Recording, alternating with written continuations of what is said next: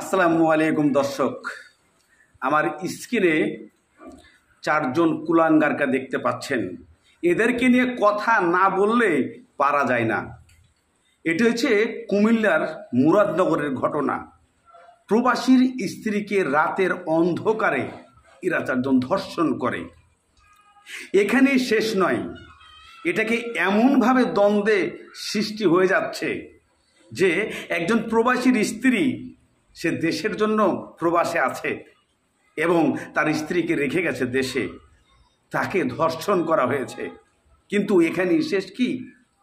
উনি একজন হিন্দু সম্প্রদায়ের নারী, আর মুসলমান ধর্মের ছেলেরা এ কাজ করে। এতে দেশে একটা দ্বন্দ্ব সৃষ্টি করার প্ল্যান চলছে। তবে বাংলাদেশের এই পরিস্থিতিতে যা সিস্টেম চালু হয়েছে, শুধু ধর্ষণ ধর্ষণ ধর্ষণ। এই ধর্ষণের বিচার কি বাংলাদেশে নাই? বাংলাদেশে বিচার হবে না? ধর্ষণের বিচার বাংলাদেশে হবে, কিন্তু ফাঁসি দিয়ে আর কাঠগড়ায় আনা যাবে না, শুধু রায় ঘোষণা করা হবে। আর সেই রায়গুলো নিয়েই আমরা চুপচাপ বুকে করে বসে থাকবো, কবে হবে আশা তাকাবো। বোঝেন নাই? কারণ বাংলাদেশে এই সিস্টেমগুলো যতদিন বন্ধ না হবে ততদিন পর্যন্ত ধর্ষণ বন্ধ হবে না। কারণ আমি দিলাম আর তুমি খাইলা, এটি বন্ধ করতে হবে। আপনারা রায় দিয়ে বছরের পর বছর, মাসের পর মাস রেখে দিবেন, কবে নাগাদ ফাঁসি হবে কেউ জানে না। যদি আবার কোনো কিছু চেঞ্জ হয়ে যায়, তারা ছাড়াও পেতে পারে। তাহলে এমন ধরনের সাজা দিয়ে কোনো লাভ নাই। এই সাজাগুলো দেওয়ার পরে কার্যকর না হওয়ার কারণে প্রতিনিয়তই বাংলাদেশে ফাঁসি আসামিগুলা পড়ে থাকায় ধর্ষণ বন্ধ হচ্ছে না। আজ এখানে ধর্ষণ, কাল ওখানে ধর্ষণ, পরশুদিন ওখানে ধর্ষণ।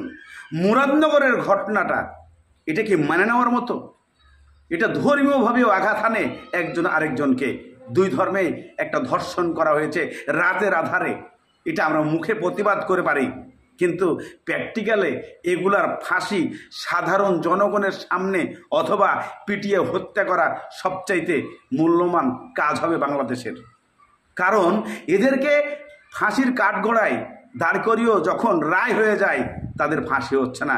যেমন হিটু শেখের এখন পর্যন্ত ফাঁসি হয় নাই, তাহলে এদের ফাঁসি কবে হবে? যদি ধর্ষণের যারা শিকার হয়েছেন, লালসায় পড়েছেন, যাদের মৃত্যু হয়েছে, তাদের বিচারগুলা যদি তাড়াতাড়ি হতো, সাধারণ জনগণের হাতে মারপিট খেয়ে মরে যেত, অথবা তাকে 3 দিনের মাথায় তাকে ফাঁসির কাঠগড়ায় ঝুলাতো, তাহলে এই সমস্ত ধর্ষণ আর হতো না। আজকে আফসোস হয় যে মানুষটা দেশের জন্য, দেশের মানুষের জন্য, নিজের ফ্যামিলির জন্য প্রবাসে পড়ে আছেন, নিজের স্ত্রীকে রেখে তার স্ত্রীকে আমরা ধর্ষণ করি। লজ্জা লাগে, লজ্জা থাকা দরকার মুরাদনগরের দেশের জনগণের এবং বাংলাদেশের। কারণ আমরা এতটাই খারাপ, আমরা এতটাই নিকৃষ্ট। আর এই 4 কুলাঙ্গারকে দেখেছেন, এরা সবচেয়ে পৃথিবীর নিকৃষ্ট ব্যক্তি। এরা দেশকে নিয়ে ছলনা করা শুরু করেছে। আমি চাই এদের দৃষ্টান্তমূলক শাস্তি হোক এবং খুব শীঘ্রই হোক, এটাই চাই।